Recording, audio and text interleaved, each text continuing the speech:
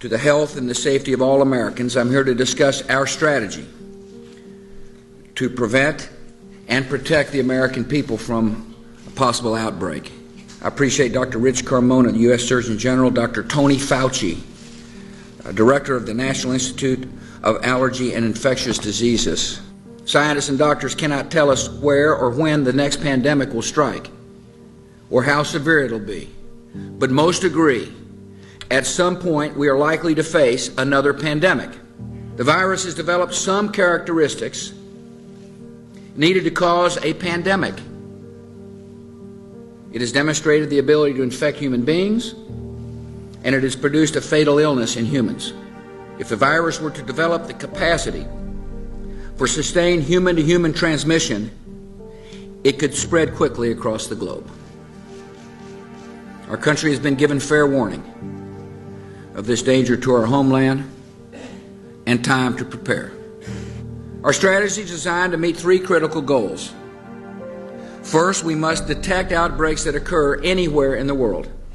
Second, we must protect the American people by stockpiling vaccines and antiviral drugs and improve our ability to rapidly produce new vaccines against a pandemic strain.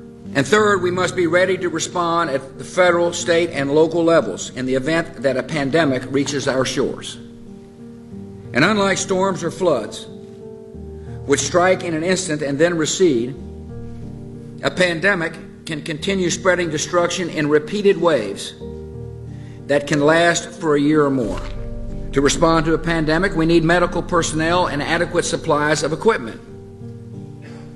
In a pandemic, everything from syringes to hospital beds, respirators, masks, and protective equipment would be in short supply.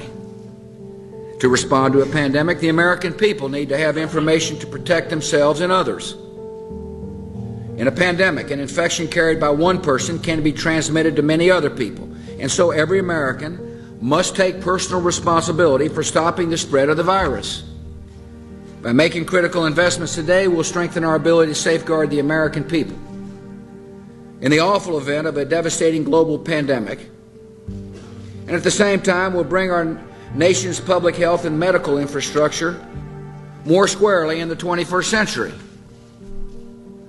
Leaders at every level of government have a responsibility to confront dangers before they appear and engage the American people on the best course of action.